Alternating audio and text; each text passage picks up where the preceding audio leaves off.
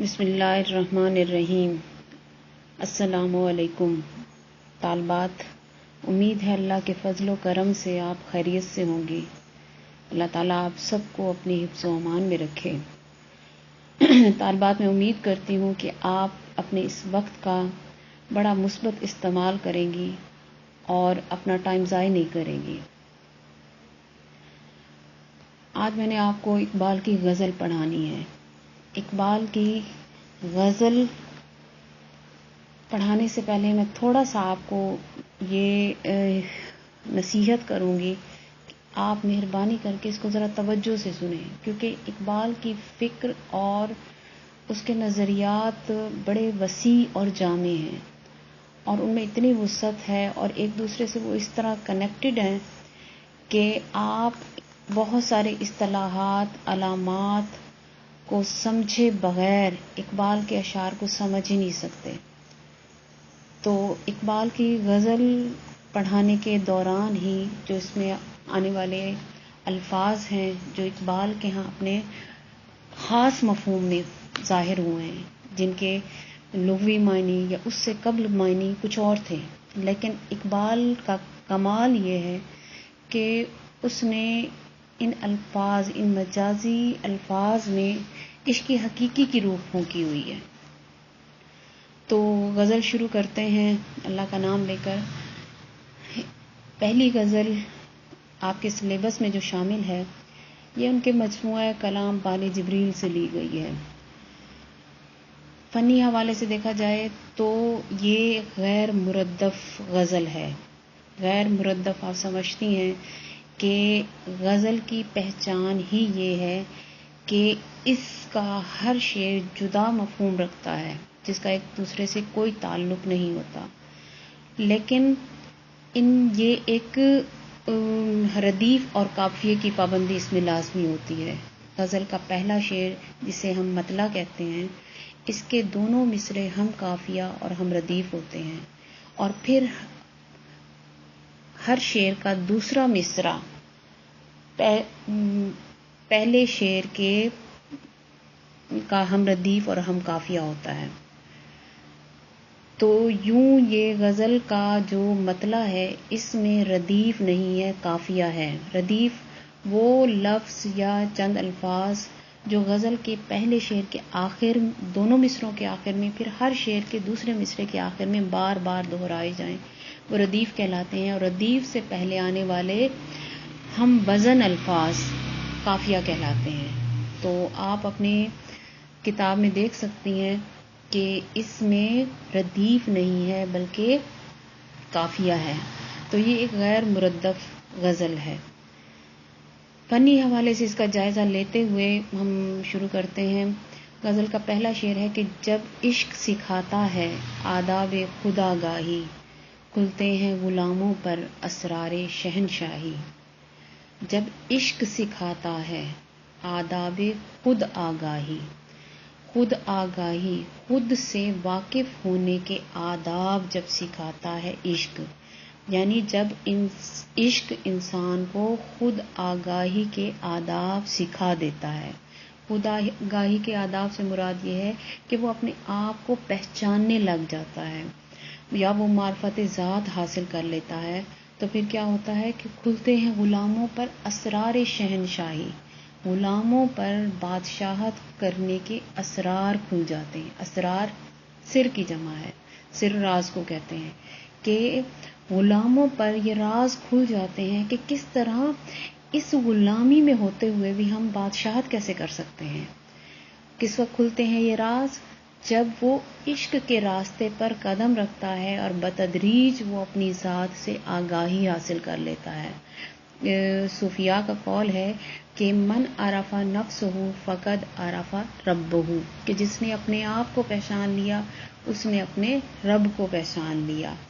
رب کو جاننے کا پہلا جو زینہ سمجھ لیں یا پہلا جو راستہ ہے، وہ اپنی ذات ہے۔ اپنی ذات، اپنی آپ کو پہچاننے والا ہی رب کو پہچان سکتا ہے، اور وہ کس وقت پہچانتا ہے؟ جب وہ عشق کے راستے پر قدم رکھتا ہے۔ اب یہاں یہ چند الفاظ ہیں، مثلا یہ عشق ہے، خودآگاہی ہے، غلام ہے، اسرار شہنشاہی، ان کو ہم جب تک واضح نہیں کریں گے کہ ان کے مفہوم کیا ہیں تو تب تک ہم شعر کی مطلب تک رسائی حاصل نہیں کر سکتے۔ تو عشق کے دو معنی ہیں اقبال کے ہاں۔ اس سے قبل کلاسیکل شاعری میں آپ دیکھتے ہیں کہ عشق جو ہے وہ محبت کی ایک انتہائی صورت کو عشق کہتے ہیں، یعنی کہ محبت اپنے انتہا پر پہنچے تو وہ عشق بن جاتی ہے۔ وہ جذبہ جو اپنی انتہا پر ہو، جو دیوانگی طاری کر دینے والا ہو، جو انسان کو سوائے اپنے محبوب کے کسی کو بھی خاطر نہ لانے دیتا ہو، تو وہ جذبہ عشق کہلاتا ہے۔ مجنوں کا عشق سنا ہوگا کہ لیلا کے عشق میں وہ تن من دھن سب کچھ بھول بھال کے اور جنگل کی طرف نکل گیا تھا۔ تو وہ جن سے مخالف کے لیے جو انتہائی جذبہ تھا وہ عشق کہلاتا تھا۔ لیکن اقبال کے ہاں عشق کا لفظ دو معنوں میں استعمال ہوتا ہے۔ پہلا عشق حقیقی، لیکن خاص طور پر حضور پاک صلی اللہ علیہ وآلہ وسلم سے عشق، کہ اقبال نے جہاں بھی عشق کا لفظ استعمال کیا ہے تو وہ ایک ذات پاک، جس ذات پاک کے لیے استعمال کیا ہے وہ حضور پاک صلی اللہ علیہ وآلہ وسلم کی ذات مبارکہ ہے۔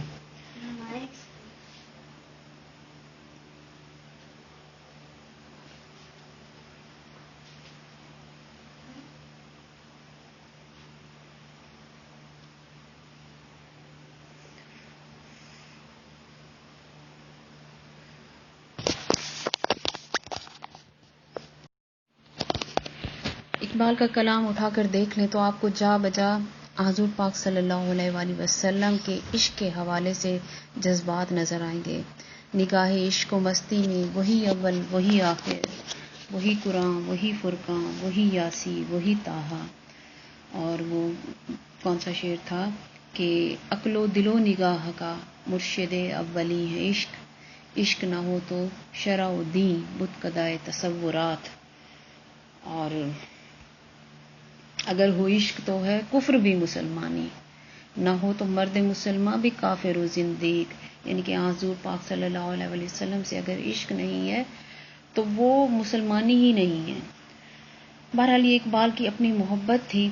تو اقبال کے ہاں عشق جو کسی ذات کے حوالے سے ہے تو وہ عشق حقیقی، اور خصوصاً حضور پاک صلی اللہ علیہ وآلہ وسلم کے لیے وہ جذبہ ہے خالص۔ اور دوسرا عشق جسے اقبال نے جا بجا خون جگر بھی کہا ہے، وہ ایک مشہور اقبال کا کلام اقبال ویسے تو بہت زیادہ مشہور ہوتا ہے۔ تو وہ جو شعر ہے کہ رنگ ہو یا خشت و سنگ، چنگ ہو یا حرف و صوت، یہ تمام اقبال نے تمام فنون لطیفہ کا ذکر کرتے ہوئے کہا ہے کہ رنگ ہو یا خشت و سنگ، چنگ ہو یا حرف و صوت، معجزۂ فن کی ہے خون جگر سے نمود۔ کہ انسان کسی بھی فن میں ایک شاہکار اس وقت تخلیق کر سکتا ہے جب تک اس کا خون جگر اس میں شامل نہ ہو۔ تو خون جگر وہ جذبہ جو کسی مقصد کو حاصل کرنے کے لیے انسان کے دل میں پیدا ہو تو وہ عشق کہلاتا ہے۔ لیکن وہ مقصد جو ہے وہ اقبال اس یعنی کہ جس میں خود غرضی شامل نہ ہو۔ خود غرضی مطلب آپ اپنی جائیدادیں بنانے کے لیے، اپنی پراپرٹی بنانے کے لیے، اپنے گھر بینک بیلنس بنانے کے لیے تن من دھن کی بازی لگا دیں تو وہ جذبہ عشق نہیں کہلائے گا، کیونکہ یہ آپ اپنی ذات کے لیے کر رہے ہیں۔ وہ کام جو آپ خالصتاً دوسروں کی فلاح کے لیے، دوسروں کی بھلائی کے لیے، انسانیت کی بھلائی کے لیے کر رہے ہوں، اور اس میں آپ اپنے آرام کا، سکون کا، پیسے کا، کسی بھی چیز کا خیال نہ کریں، اپنی ذات کی قربانی دیتے ہوئے اس مقصد کو حاصل کرتے ہوئے آگے بڑھتے چلے جائیں تو وہ جذبہ عشق کہلاتا ہے۔ ٹھیک ہے کہ اقبال جاوید اقبال جو ان کے بیٹے تھے اقبال جب انگلینڈ میں تھے تو انہوں نے اقبال کو خط لکھا تھا کہ مجھے ریڈیو بھیجیں۔ تو اقبال نے بڑی خوبصورت نظم لکھی تھی جاوید کے نام کہ دیار عشق میں اپنا مقام پیدا کر، نیا زمانہ نئے صبح و شام پیدا کر۔ دیار عشق میں اپنا مقام پیدا کر، یعنی کہ زندگی میں اپنا مقام، مرتبہ، اپنے فن سے، اپنی محنت سے، اپنی عمل سے پیدا کر. نیا زمانہ نئے صبح و شام پیدا کر. خدا اگر دل فطرت شناس دے تجھ کو، سکوت لالا و گل سے کلام پیدا کر. میرا طریق امیری نہیں فقیری ہے، خود ہی نہ بیچ غریبی میں نام پیدا کر.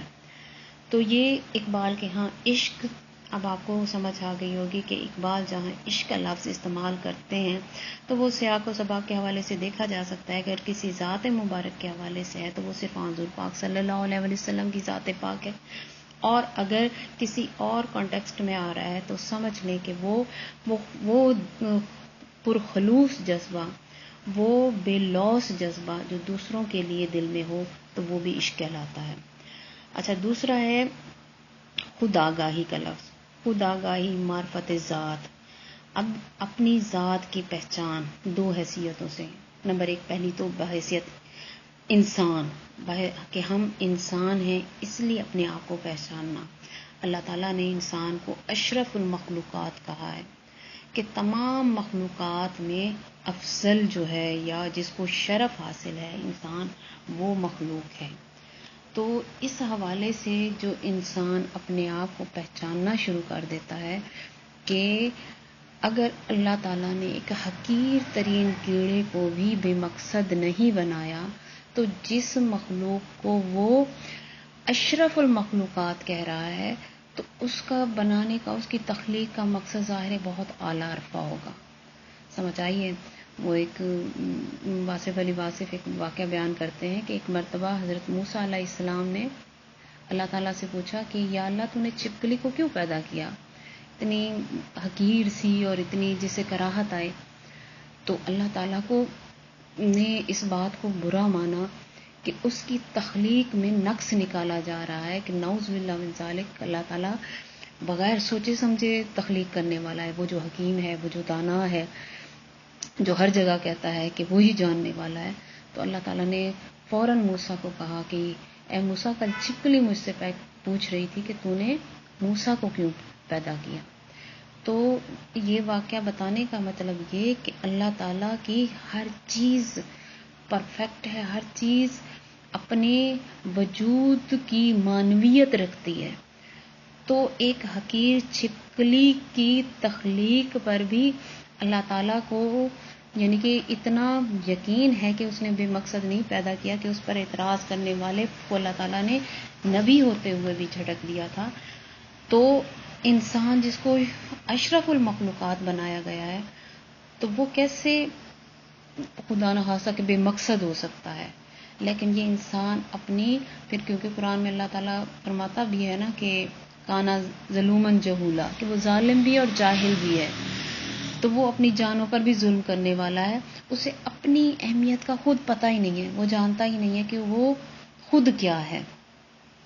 تو بحیثیت انسان اپنی ذات کے بارے میں پہچاننا، اور سب سے بڑھ کر یہ کہ بحیثیت مسلمان، کیونکہ اقبال کا مخاطب مسلمان ہی تھے، تو بحیثیت مسلمان اپنی ذات کی آگاہی کہ اللہ تعالیٰ کا یہ کتنا کرم ہے، کتنا احسان ہے کہ اللہ تعالیٰ نے ہمیں مسلمان پیدا کیا. الحمدللہ کہ ہم مسلمان ہیں، اس کے نبی کی امت میں سے ہیں. اور یہ اتنا بڑا اعزاز، اتنی بڑی رحمت، اتنا بڑا کرم ہے، اتنا بڑا اللہ کا احسان ہے کہ ہم ساری زندگی بھی اگر سجدے میں پڑے رہیں تو اس کا شکر ادا نہیں کر سکتے، کیونکہ اس میں ہمارا کوئی کمال نہیں ہے. پیدائشی مسلمان، یہ صرف اللہ کا ایک احسان ہے. تو پھر اللہ تعالیٰ کے احسان کا پر شکر گزاری کے لیے صرف الفاظ سے ہی نہیں، اپنے عمل سے بھی ہمیں شکر ادا کرنا ہے. اور پھر یہ جاننا ہے کہ اللہ تعالیٰ نے ہمیں انسان بنایا، مخلوقات میں سے زیادہ شرف بخشا، اور پھر انسانوں میں سے سب سے زیادہ شرف یہ بخشا کہ اپنے حبیب کی امت میں سے پیدا کیا. تو جب انسان بتدریج اپنی سوچ کو بڑھاتا ہے تو اس کے اندر ایک اعتماد پیدا ہوتا چلا جاتا ہے. وہ جو اپنے آپ کو ہر وقت خود ترسی کا شکار ہوتا ہے، تو جب یہ اہم موٹی موٹی باتوں پر ہی غور کرتا ہے تو اس کے اندر ایک اعتماد پیدا ہوتا ہے. تو بحیثیت مسلمان پھر یہ مطلب یہ ایسے الفاظ ہیں کہ ان کی گہرائی میں جائیں تو ان کی معنیت بہت زیادہ ہے. میں آپ کو صرف ایک سادہ سے ان کے مفہوم بتا رہی ہوں. تو بحیثیت مسلمان اقبال نے کہا تھا کہ بے خبر تو جو ہر آئینہ ایام ہے، تو زمانے میں خدا کا آخری پیغام ہے، کہ اس کے بعد نہ کسی نبی نے آنا ہے، نہ کسی رسول نے آنا ہے. تو مسلمان ہی حضور پاک صلی اللہ علیہ وآلہ وسلم کی شریعت کو، اس کے دین کو لے کر دنیا میں پھیلانے والے ہیں. تو اس حیثیت سے بھی ہمیں اپنے بارے میں آگاہی حاصل ہونی چاہیے. اچھا، اب ایک اور لفظ ہے غلام. غلام کے معنی ہم جانتے ہیں کہ کسی بھی شخص کا ماتحت. غلام پہلے ہوتے تھے کہ جس کا سب کچھ اپنے آقا کی مرضی کے مطابق، اس کا سونا جاگنا، کھانا پینا، پہننا اوڑھنا، اس کا کام کرنا، جو کچھ تھا اپنے آقا کے ماتحت تھا، وہ شخص ہوتا تھا. تو غلام. ملازم تو اس کو رقم دی جاتی ہے اور وہ جز وقتی ہو سکتا ہے، کل وقتی ہو سکتا ہے، کہ لیکن غلام وہ ہوتا تھا جو اس کا آقا اس کو کسی پیسے کے عوض یا کسی اور اس کی قیمت دے کر اس کو حاصل کر لیتا تھا، پھر وہ اس کی جان کا مالک ہو جاتا تھا، اس کی زندگی کا مالک ہو جاتا تھا. تو غلامی سے مراد یہ ہے کہ آپ کا اپنی ذات پر کوئی بھی حق نہ رہے. اس کا حق آپ کسی اور کو دے دیں تو سمجھیں آپ اس کی غلامی میں آ گئے. تو ایسا شخص غلام کہلاتا ہے جس کا مالک اس کی جان و مال کا مالک ہو. تو ایسا شخص بھی غلام ہوتا ہے. اس کے علامتی مفہوم بھی ہے کہ وہ شخص جو اپنی نفس کا غلام ہے. ٹھیک ہے، نفس کا غلام ہے، خواہش کا غلام ہے. دیکھیں، میں نے آپ کو بتایا نا کہ اس کی جان و مال کا حق اس پر خود نہ ہو، بلکہ اس کے مالک پر اس کا حق ہو کہ وہ اپنی مرضی سے اس کو استعمال کرے. تو وہ لوگ جو اپنی خواہشات کے حصول کے لیے، اپنی خواہشات کو پانے کے لیے اپنے آپ پر قابو نہیں پاتے، تو وہ خواہشات اتنی بے لگام، اتنی حاوی، اتنی بڑی ہو جاتی ہیں، اس کے نفس اتنا بڑا ہو جاتا ہے کہ وہ شخص پھر اس کے ماتحت ہو جاتا ہے. اس کا خواہشات کہہ لیں، جذبات کہہ لیں. اب یہ دیکھیں کہ غصہ اگر انسان غصہ پینے کے بارے میں ہمیں حکم ہے. غصہ جب آئے تو ہمیں مختلف پانی پینے کے بارے میں کہا جاتا ہے. اپنی پوزیشن بدلنے، یعنی کہ بیٹھے ہیں تو کھڑے ہو جائیں، کھڑے ہیں تو بیٹھ جائیں یا لیٹ جائیں، یا اعوذ باللہ من الشیطان الرجیم پڑھ لیں. تو اس طرح ہم آہستہ آہستہ اپنے غصے پر قابو پا سکتے ہیں. لیکن جو شخص غصے میں بولنا، چیخنا، چلانا شروع کر دے تو پھر وہ غصہ بڑھتا چلا جائے گا. پھر وہ یوں ہوگا کہ ایک وقت ایسا آئے گا کہ وہ اپنے غصے پر قابو پانے کی اہلیت، صلاحیت کھو دے گا، کیونکہ اس کا غصہ اتنا بڑا ہو جائے گا کہ پھر وہ اس کے اختیار میں نہیں رہے گا. وہ پہلے جہاں وہ گالم گلوچ سے اپنا غصہ ٹھنڈا کر لیتا تھا، پھر وہ مار پیٹ سے یا یہاں تک کہ وہ جان سے بھی مار دینے کو آگے بڑھ سکتا ہے. یہ تو جذبات کے حوالے سے ہو گیا. خواہشات آپ دیکھتے ہیں کہ لوگ، ہم کہتے ہیں کہ اسے یہ نہ خدا کا خوف ہے، نہ اللہ کا، نہ رسول کا، نہ آخرت کا، اور وہ اتنا لالچ میں آ کر اس نے دنیا میں ظلم ہو رہا ہے، اس حوالے سے ہم بات کرتے ہیں. تو اصل میں وہ وہی ہوتا ہے کہ جو اپنی خواہشات پر قابو نہیں پا سکتا، تو وہ خواہشات حاوی ہو جاتی ہیں. تو پھر وہ اس شخص کو اپنا غلام بنا لیتی ہیں. وہ سو رہا ہے تو اسی خواہش کے تحت سو رہا ہے، وہ جاگ رہا ہے تو اسی کی خواہش اس پر حاوی ہے، وہ عمل کر رہا ہے تو اسی کو پانے کے لیے کر رہا ہے. تو اس طرح نفس کی غلامی بھی ہوتی ہے. تو ایسا شخص، اب اگر یہ تمام حوالوں سے اگر دیکھا جائے تو اقبال کے اس شعر کا مفہوم یہ بنتا ہے کہ جب انسان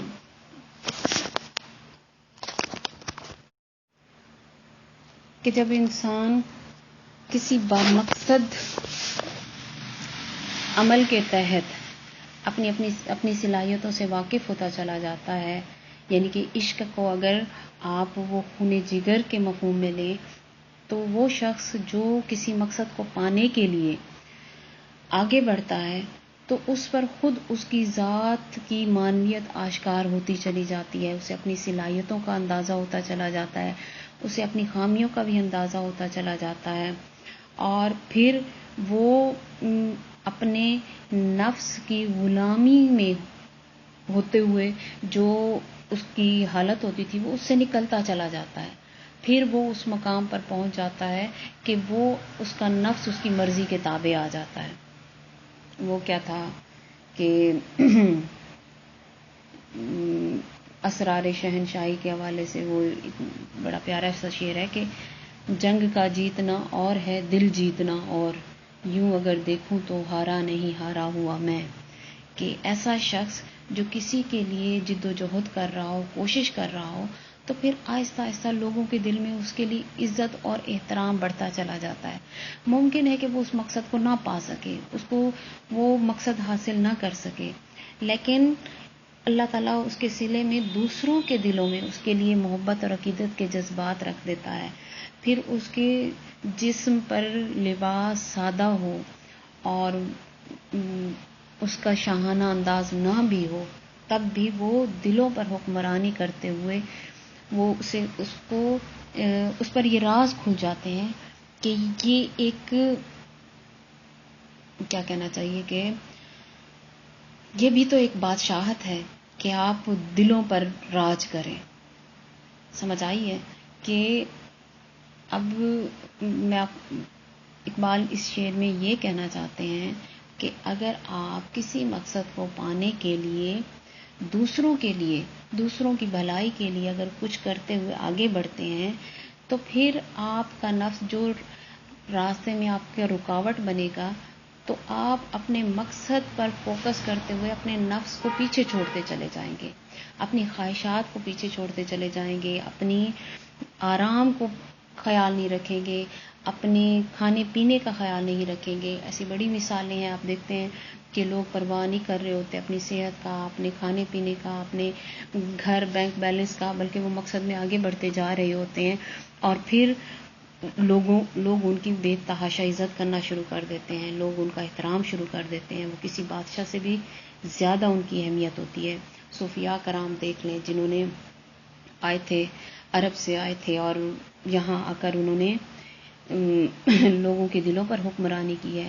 کیا ہوتا تھا، ان کے پاس کچے سے گھر ہوتے تھے، سادہ سا کھانا پینا ہوتا تھا، لیکن لوگ عقیدت اور محبت کرتے تھے ان سے. تو وہ شخص اپنے نفس پر قابو پا کر اس وقت وہ غلامی میں ہوتے ہوئے بھی بادشاہت کے رازوں سے واقف ہو سکتا ہے. وہ شخص جو عشق کے راستے پر چلتا ہے. اور عشق حقیقی کے حوالے سے دیکھا جائے، حضور پاک صلی اللہ علیہ وآلہ وسلم کا عشق تو حضرت بلال حبشی، آپ یہ دیکھیں کہ وہ ایک ظالم آقا کی قید میں تھے جو مکہ کی گلیوں میں ان کو گھسیٹتا تھا، اور لیکن ان کی شان دیکھیں کہ آسمان پر فرشتے ان کی تعریف کرتے تھے.